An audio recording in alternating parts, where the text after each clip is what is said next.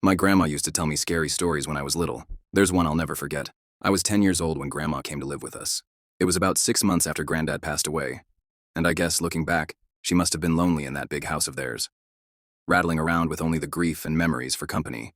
So despite a few protests from Mum, my parents took her in. There were no protests from me, none at all.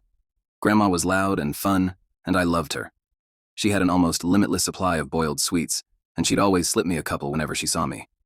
She was always the first to stick up for me when I got in trouble, too. But it was her stories I loved best. Grandma had all kinds of stories. Stories about growing up during Waptuwan, and stories about the things she'd get up to with her friends on the South Coast after her family had been evacuated.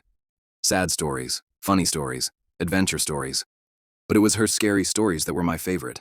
Grandma had lots of scary stories. She told me she dabbled in the occult when she was a teenager, trying out Ouija boards with her friends. Tarot cards, fortune-telling, all that stuff. Most of the stories I'd laugh off or forget about not long after she was done telling them. But there were a couple that really did spook me a bit. I was only 10 at the time, you have to understand.